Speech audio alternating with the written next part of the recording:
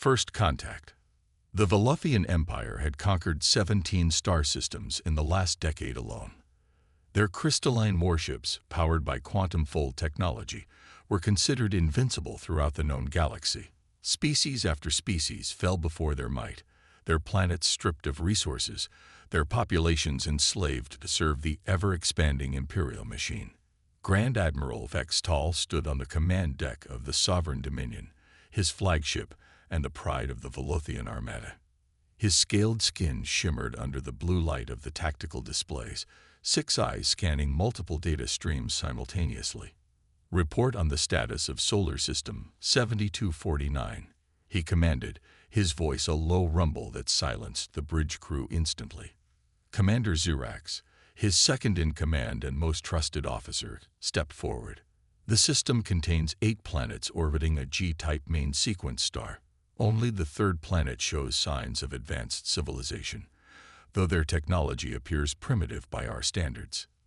Vextal's mouth twisted into what passed for a smile among his kind.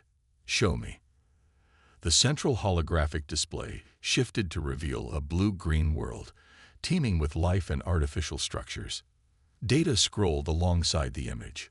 Population estimates, resource analyses, technological assessments. Their most advanced weapons are nuclear warheads and kinetic projectiles, Zurax continued. They've barely established a presence beyond their own atmosphere. No quantum shielding, no gravitational manipulation capabilities, no faster-than-light travel. Our long-range scans indicate they're still reliant on fossil fuels for much of their energy needs. Vextal chittered, an expression of amusement. They call themselves humans, correct? Have they detected our presence? Impossible, Grand Admiral. Our scout ships maintained quantum stealth throughout the reconnaissance mission. Their primitive detection systems registered nothing. The Grand Admiral circled the holographic display, studying Earth from all angles. Such a prize, rich in resources, ideal atmospheric conditions for our colonization needs, and a ready workforce to extract what we require. His voice dropped to a whisper. Prepare the invasion fleet. We will add this Earth to our collection. How many ships do you request, Grand Admiral? Vextal paused, considering. Send the 7th battle group. 1,000 warships should be sufficient for such a primitive world. I want this conquest to be swift and absolute. The 7th battle group. With respect, Grand Admiral, that seems excessive for. The 7th battle group, Vextal repeated, his tone leaving no room for discussion. I want to make an example of this world. When we are finished, the name Earth will echo throughout the galaxy as a warning to any who would resist the Velothhian Empire. Commander Zurax bowed deeply. As you command, Grand Admiral.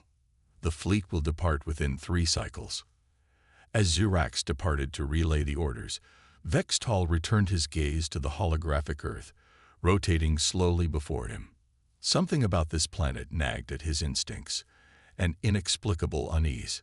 He dismissed the feeling as nonsense. After all, how could a species that had barely left its own planet pose any threat to the might of the Velothhian Empire?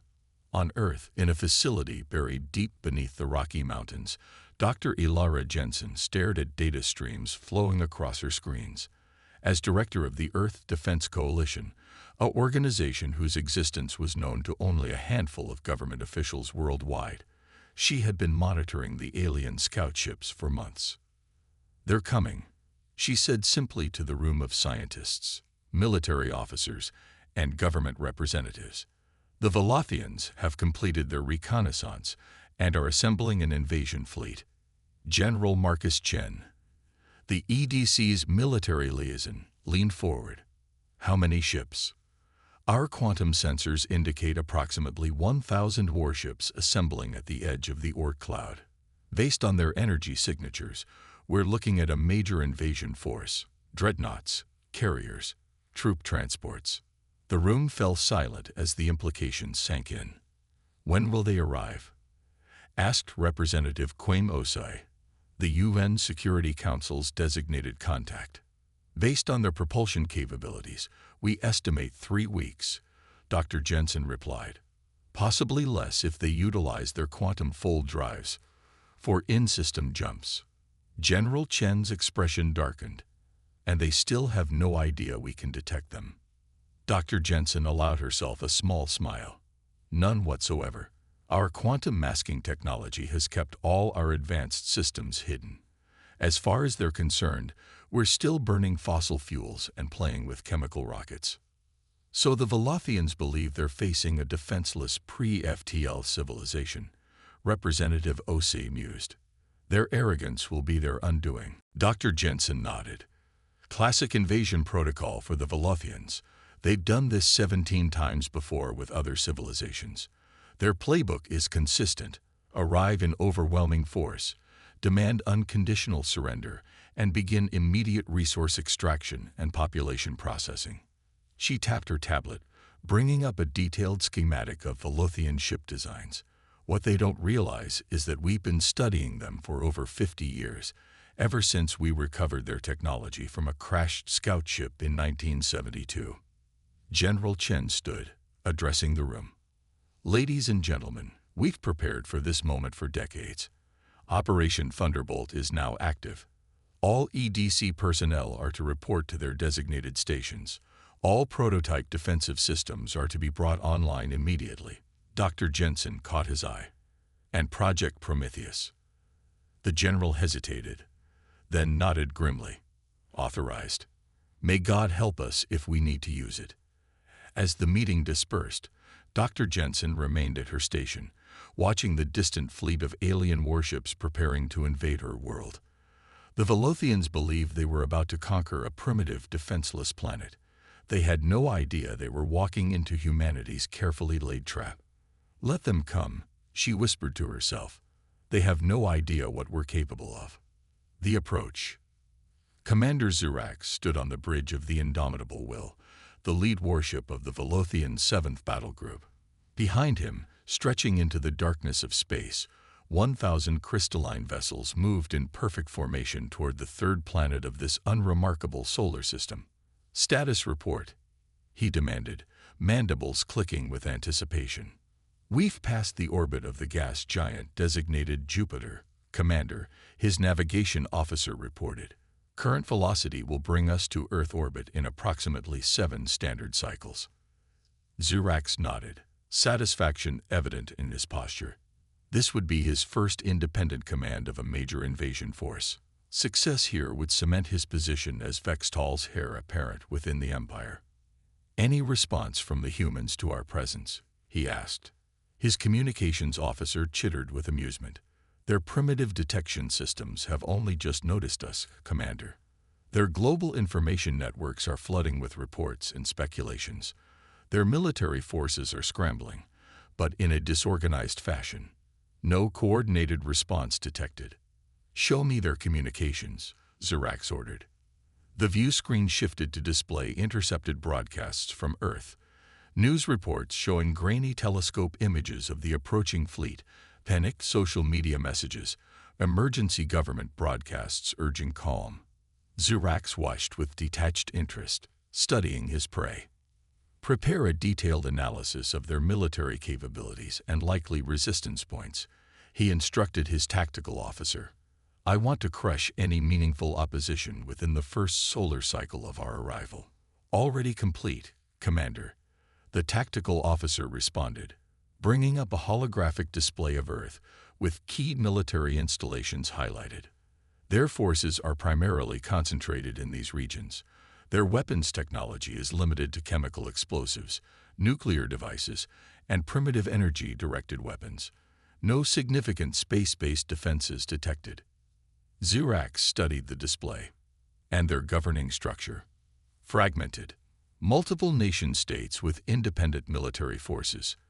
No unified planetary defense system or command structure.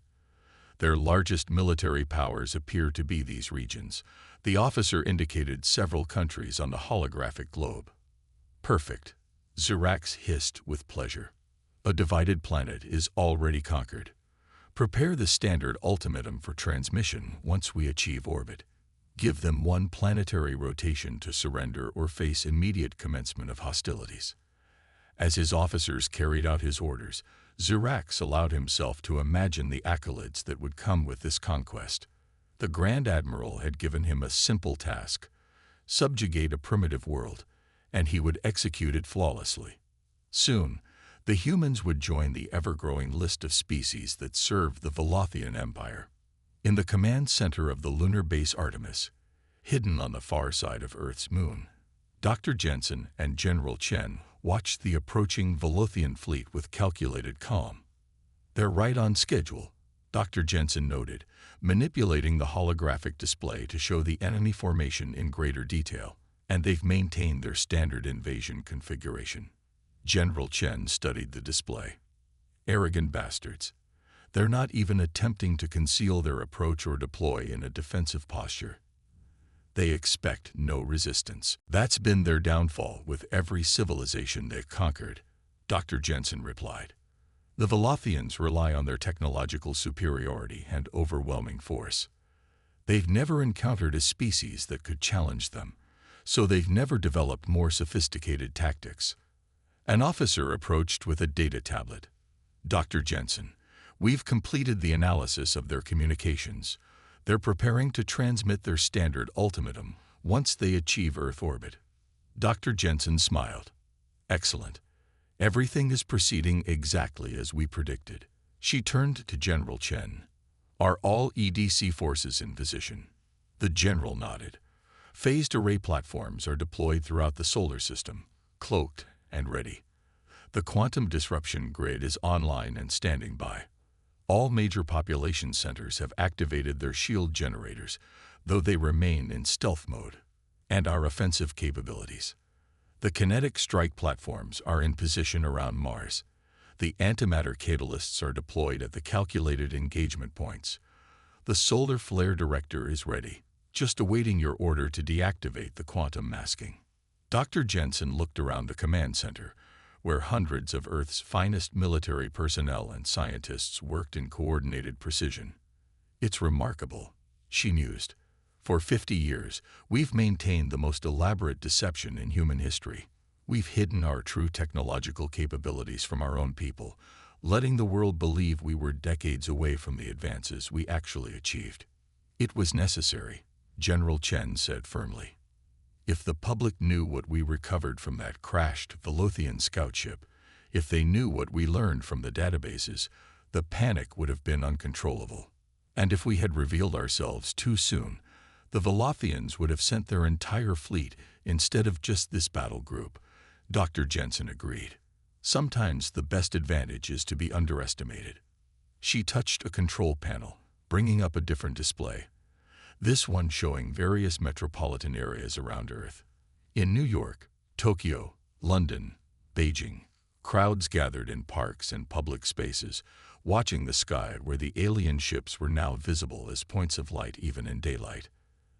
"They have no idea," she said softly. "All those people, terrified, believing their world is about to be conquered. They don't know we've been preparing for this moment for half a century." "And that's how it had to be," General Chen reminded her. "Operational security was paramount. Even now, only a fraction of Earth's population knows about the EDC and our true capabilities." Dr. Jensen nodded, then straightened her shoulders. "Initiate Operation Thunderbolt Phase 2. Bring all systems to full combat readiness, but maintain quantum masking. Let's let the Velothhians deliver their ultimatum before we show our hand." As her orders echoed through the command center, she added quietly, "Let them think they're the predators just a little longer. They'll learn soon enough what it means to threaten humanity." The ultimatum. The Velothhian fleet achieved Earth orbit with military precision, positioning vessels to overshadow major population centers across the globe. The Indomitable will held position above the northern hemisphere, its massive crystalline hull catching the sunlight and casting prismatic reflections onto the planet below. Commander Zirax surveyed the view screens with satisfaction. His tactical displays showed humans in a state of panic. Military forces scrambling ineffectively, civilians fleeing cities, governments issuing contradictory statements. "Prepare to broadcast the ultimatum," he ordered. All frequencies, all languages we've cataloged from their communications. His communications officer acknowledged the command, and moments later, Zirax's image was transmitted to every electronic device on Earth capable of receiving the signal. "People of Earth," he began, his translator converting his chittering speech into human languages. "I am Commander Zirax of the Velothyan Empire. Your planet now falls under our domain. Your resources belong to us. Your population will serve our needs." He paused, allowing his words to sink in. "You have one planetary rotation to surrender unconditionally. Your leaders must transmit their capitulation on all frequencies. Once received, we will begin the integration process. Resistance will result in immediate punitive action. Your primitive weapons cannot harm our vessels. Your military forces pose no threat to our technology." Another deliberate pause. "This is not a negotiation. This is your reality now. One rotation. Surrender or suffer. The choice is yours, though the outcome remains the same." The transmission ended, and Zirax turned to his subordinates. "Maintain combat readiness. Monitor their communications for any sign of coordinated military response. I expect they'll waste time debating and arguing before ultimately surrendering." "Commander," his sensor officer interrupted, "we're detecting an unusual transmission originating from their planet." Zirax tilted his head curiously. "From their governments?" "No, Commander. The source is uncertain. It appears to be broadcasting on a frequency that—" The officer hesitated, mandibles twitching in confusion. "That shouldn't be possible for their technology level." "Display it," Zirax ordered, suddenly alert. The main view screen activated, showing a human female with dark skin and silver-streaked black hair. She wore no military uniform or official insignia, merely simple clothing that offered no clue to her status. "Greetings, Commander Zirax of the Velothyan Empire," she said calmly. "I am Dr. Ilara Jensen, representing Earth's response to your ultimatum." Zirax chittered in surprise. How had they translated his name and title so quickly? And how were they broadcasting on a frequency that should be beyond their technological capabilities? The human continued, her expression serene. "We have received your demands and wish to offer a counter-proposal. Rather than unconditional surrender, we invite you to send representatives to our planet for diplomatic discussions. We believe we can reach an arrangement beneficial to both our species." Laughter erupted on the Velothyan bridge. Diplomatic discussions, beneficial arrangements. The humans clearly didn't understand their situation. "We are aware of your military doctrine," Dr. Jensen continued, silencing the laughter. "We understand that the Velothyan Empire has conquered 17 systems in the past decade alone. We know of the fate that befell the Krillians, the Vexari, and the Thorin Collective." Zirax froze. How could these primitives know of other conquered species? The information made no sense. "Nevertheless, we extend this invitation in good faith. Send your delegates to these coordinates." A series of numbers appeared below her image. "We will guarantee their safety and believe meaningful dialogue is possible." The transmission ended, leaving the Velothyan bridge in stunned silence. "How is this possible?" Zirax demanded of his intelligence officer. "How do these humans know of our previous conquests?" "Unknown, Commander. Their information networks contain no references to these species or our empire prior to our arrival." Zirax paced the bridge, 6 eyes blinking in sequence, a sign of agitation among his kind. "This changes nothing," he finally declared. "They seek to delay the inevitable, perhaps to evacuate their leaders or deploy what pitiful defenses they possess." He turned to his second-in-command. "Prepare a response. Inform them that we do not negotiate with conquest targets. Their surrender must be unconditional." "And if they refuse, Commander?" Zirax's mouthparts curved into a predatory smile. "Then at the end of their rotation, we begin atmospheric bombardment of their largest population centers. That should clarify our intentions." In the Lunar Command Center, Dr. Jensen watched the Velothyan ships with calculated composure. Her offer had been rejected, Exactly as expected. They took the bait, she informed General Chen. They dismissed our diplomatic overture and reaffirmed their ultimatum. The general nodded grimly. Of course they did. The Velothhians have never encountered resistance they couldn't crush. Diplomacy isn't in their nature. It's not about diplomacy, Dr. Jensen reminded him. It's about confusion. We've introduced an element they can't explain. Knowledge we shouldn't possess. Now they're questioning their intelligence, wondering how we know about their previous conquests. And while they're distracted trying to solve that puzzle, we complete our final preparations, she finished. Status of the quantum disruption grid. A technician responded immediately. Grid is fully operational, Doctor. All nodes are powered and synchronized. Solar flare director. Calibrated and targeting the Velothian flagship, ma'am. Kinetic platforms. All 300 platforms report ready, loaded with tungsten rods and antimatter tips. Dr. Jensen turned to the communications officer. And our transmission to the Velothian homeworld. Prepped and ready to broadcast the moment we engaged, Doctor. She nodded, satisfaction evident in her expression. Then we proceed as planned. The Velothians have given us their deadline. 1 Earth rotation. We'll use that time to finalize our defensive positioning. A junior officer approached hesitantly. Dr. Jensen, we're receiving reports of civil unrest in major cities. People are terrified. Many believe this is the end. Dr. Jensen's expression softened momentarily. I know. It's the hardest part of our strategy. We can't reveal our true capabilities until the moment of engagement. To do so would alert the Velothians and negate our element of surprise. What about the civilian casualties if they begin bombardment? The officer pressed. They won't get the chance. General Chen interjected firmly. The shield generators will activate the moment they attempt to fire. But until then, we maintain the illusion of vulnerability. Dr. Jensen checked the time display. 20 hours until their deadline expires. At that point, Commander Zirax will order his fleet to commence atmospheric bombardment of our major cities. She straightened her posture, addressing the entire command center. That is the moment we reveal what humanity is truly capable of.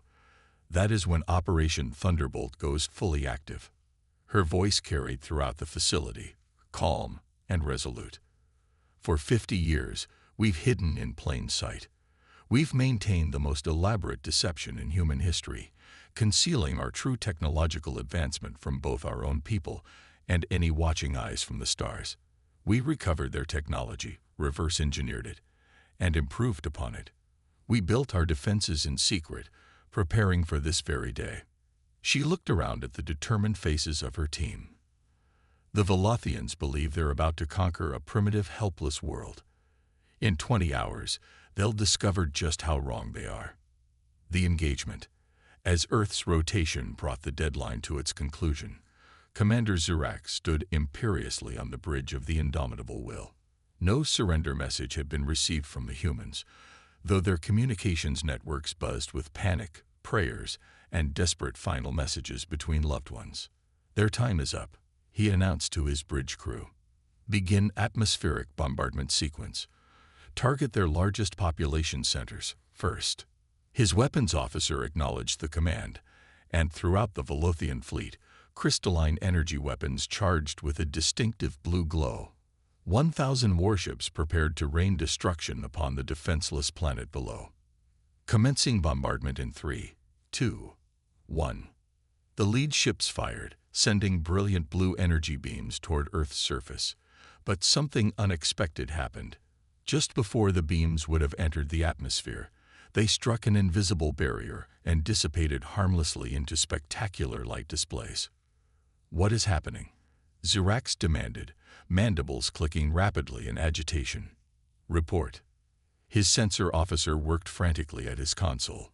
Unknown energy field detected surrounding the planet. Commander, it appears to be some form of quantum shield network, but this technology should be beyond their capabilities. As the Velothians watched in shock, thousands of previously undetected installations across Earth's surface in orbit and throughout the solar system suddenly revealed themselves, dropping their quantum masking. "Impossible," Zirax whispered, watching his tactical displays light up with new contacts. "This cannot be." In the Lunar Command Center, Dr. Jensen gave the order that humanity had prepared for over half a century. Disengage quantum masking. Activate all defensive and offensive systems. Execute Operation Thunderbolt. Throughout Earth and across the solar system, humanity's hidden technological marvels revealed themselves. Shield generators protecting every major city and installation hummed to life, their previously invisible fields now glowing with a soft blue luminescence. Orbital platforms that had remained cloaked for decades showed themselves, bristling with advanced weaponry.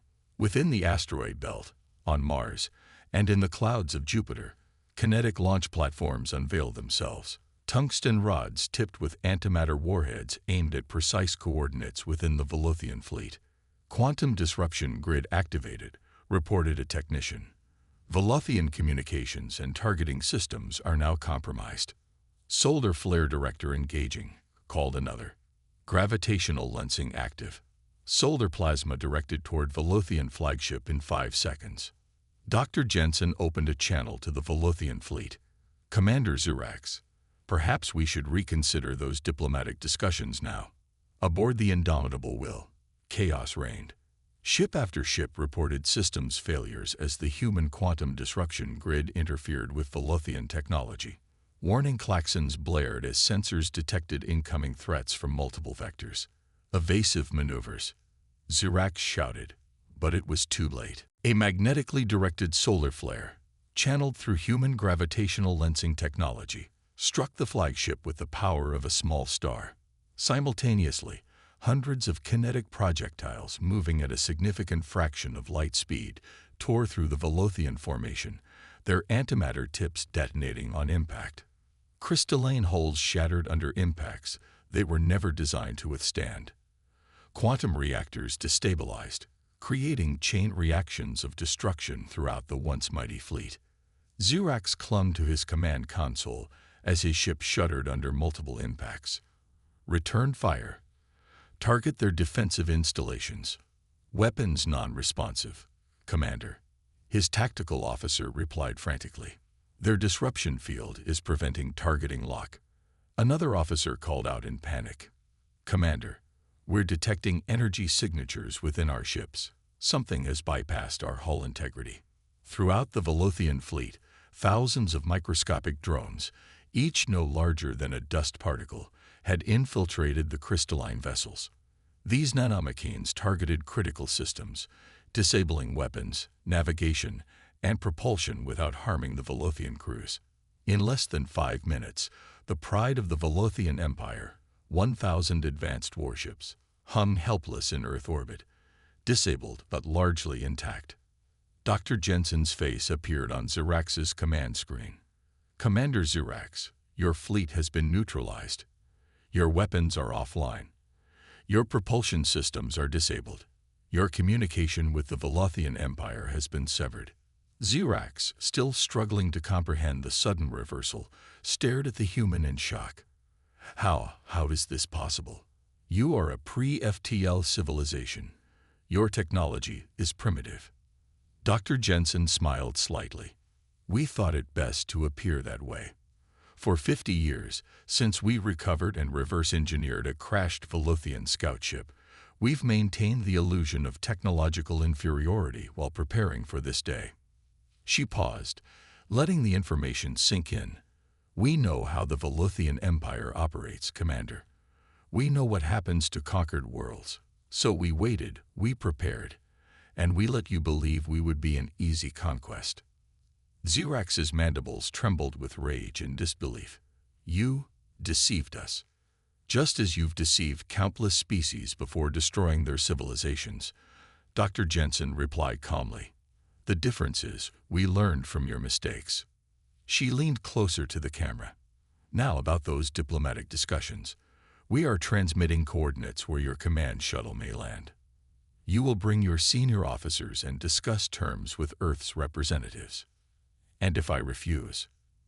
Xerax hissed defiantly. Then we will be forced to demonstrate capabilities we would prefer not to use, Dr. Jensen answered, her voice hardening. The technology we've revealed today represents only a fraction of what we've developed. We would rather not cause unnecessary Velothian casualties, but make no mistake, Commander, if forced, we will. The transmission ended, leaving Xerax staring at his broken fleet and the shielded planet below. For the first time in his military career, the Velothian commander knew the taste of defeat. Worse, he knew the shame of underestimating an enemy so completely that victory had been impossible from the start. "Prepare my command shuttle," he ordered quietly. "We will meet with these humans." His second-in-command approached cautiously. "Commander, the Grand Admiral will demand explanations. The Empire has never suffered such a defeat." Xerax turned all six eyes toward his subordinate. "The Empire has never encountered humans before." He gazed out at Earth, glowing blue beneath its shield network. "But I suspect the galaxy will soon know their name." Aftermath and revelation. 3 days after what Earth's media now called the 5-Minute War, Commander Xerax stood in a vast underground chamber beneath the neutral territory of Antarctica. Around him, representatives from every nation on Earth sat in a semicircular arrangement, facing the Velothian delegation. Dr. Jensen entered the chamber, accompanied by General Chen, and several figures Xerax didn't recognize. The Velothian commander had spent the intervening days in a state of shock, trying to understand how his mighty fleet had been so thoroughly defeated by a species his empire had dismissed as primitive. "Commander Xerax," Dr. Jensen began formally, "thank you for agreeing to these discussions. I believe they will prove more productive than the conquest you initially planned." Xerax chittered softly, a sound his translator didn't convert, but which expressed a complex mixture of humiliation and resignation. "I have no choice," he responded. "My fleet is disabled. My crews are at your mercy. I am here to discuss terms of surrender." A murmur ran through the human delegation. Dr. Jensen raised a hand for silence. "We're not seeking your surrender, Commander. Earth has no interest in conquering the Velothian Empire or enslaving your people. We desire something far more valuable: peace and mutual recognition." Xerax's mandibles clicked in confusion. "I don't understand. You possess the power to destroy us, yet you offer peace." Dr. Jensen smiled. "Perhaps this would be easier if we provided some context." She gestured to an aide, who activated a holographic display in the center of the chamber. The hologram showed a star map of the known galaxy, with various civilizations highlighted in different colors. To Xerax's astonishment, the map was far more detailed than any Velothian stellar cartography. "Humanity has been aware of galactic civilization for much longer than you realize, Commander," Dr. Jensen explained. "The crashed scout ship 50 years ago wasn't our first contact with extraterrestrial intelligence." The hologram zoomed in on Earth, then expanded to show a complex network of connections to various star systems, some within Velothian territory, others far beyond. "For centuries, we've maintained discrete relationships with dozens of spacefaring civilizations. Most have respected our request to develop at our own pace, to reveal ourselves to the wider galaxy when we felt ready." She pointed to a particular cluster of stars. "The Arcadian Concord has been a particular ally, helping us establish our first extrasolar colonies without alerting aggressive empires to our true capabilities." Xerax reeled at this information. The Arcadian Concord was known to the Velothians, a loose federation of worlds the Empire had dismissed as unworthy of conquest due to their limited military presence. The idea that this seemingly minor power had been sheltering and supporting human development was staggering. "You've been hiding in plain sight," he realized aloud. "All these years?" "Yes," Dr. Jensen confirmed. "We learned early on that in a galaxy where predatory empires like yours exist, appearing harmless is often the best defense. We maintained the illusion of being a pre-FTL civilization, while quietly developing technologies that in many cases surpass your own." General Chen stepped forward. Your quantum fold drives. We improved upon that design 20 years ago. Your crystalline hull technology. We found its fundamental weakness and developed countermeasures. Your faster-than-light communications. We can intercept and decode them with ease. Dr. Jensen raised a hand, silencing the general. But this isn't about technological superiority, Commander. It's about coexistence. The Velothian Empire's model of conquest and subjugation is ultimately unsustainable. History has shown this time and again, both on Earth and throughout the galaxy. She gestured to the hologram, which now showed the Velothian Empire's territory. Your empire has expanded rapidly through military conquest, but it's beginning to show signs of strain. Rebellions on your outer worlds, resource shortages, political instability at your core worlds. Xerax couldn't hide his surprise. How could these humans know of the internal problems the Empire kept hidden, even from many of its own citizens? We offer an alternative, Dr. Jensen continued. A formal peace treaty between Earth and the Velothian Empire. Recognition of our sovereignty and territorial boundaries. And in exchange, we're prepared to share certain technologies that might help address some of your empire's structural problems. Xerax's translator struggled to convey his tone of disbelief. You would share technology with the empire that came to conquer you. Carefully selected technologies, General Chen clarified firmly. Energy production innovations, sustainable resource management systems, nothing that could be weaponized against us or other civilizations. Dr. Jensen nodded. We believe this approach benefits both our peoples. The Velothian Empire transitions from conquest to cooperation, and humanity gains formal recognition in galactic affairs. Xerax studied the humans carefully. And my fleet, my crew, will be released unharmed once agreements are formalized, Dr. Jensen assured him. Your ships will be restored to functionality, though certain weapon systems will be permanently disabled. A new voice spoke from the human delegation, an elderly man Xerax hadn't noticed before. Consider this an opportunity, Commander. Return to your empire not as a defeated warrior, but as the architect of a new and beneficial relationship with a powerful civilization. Xerax recognized the wisdom in these words. Returning in disgrace would likely mean his execution. Returning with a peace treaty and promises of new technology might salvage not only his career but his life. I am authorized to conduct preliminary negotiations, he conceded, but final agreements must be ratified by the Imperial Council. We understand, Dr. Jensen replied, which is why we've already sent a delegation to your homeworld. Xerax froze. That's impossible. You couldn't possibly know the coordinates, and even with advanced propulsion. Quantum entanglement transportation, General Chen interrupted. Another technology we developed while maintaining our primitive facade. Our representatives arrived at the Imperial Palace approximately 6 hours ago. The hologram shifted to show a live feed from the Velothian capital world. There, in the Grand Chamber of the Imperial Council, human delegates stood before the stunned Velothian leadership, including Grand Admiral Vextal himself. Simultaneous negotiations, Dr. Jensen explained. More efficient this way. For the first time in his life, Xerax experienced an emotion few Velothians ever faced, humility. His species had conquered world after world, believing themselves the supreme power in their corner of the galaxy. Now they discovered they'd been operating under an illusion, blind to the true capabilities of at least one species they dismissed as insignificant. There is much we have to learn about humans, he admitted quietly.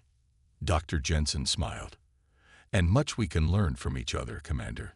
That's the foundation of the relationship we hope to build. Not conquest, not subjugation, but mutual respect and cooperation. Xerax looked around the chamber at the assembled human representatives. They had thoroughly outmaneuvered the mighty Velothian Empire, not through brute force, but through patience, strategy, and technological innovation hidden behind a carefully maintained facade. I will recommend to the Imperial Council that we accept your proposal, he finally said. Though I suspect, based on your delegation's arrival, They may have already reached a similar conclusion.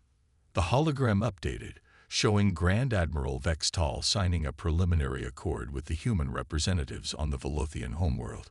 The humans in the Antarctic chamber erupted in applause. Dr. Jensen extended her hand to Zirax in the human gesture of agreement. After a moment's hesitation, the Velothian commander extended his three-fingered appendage and completed the ritual. "This day marks a turning point," Dr. Jensen announced to the chamber.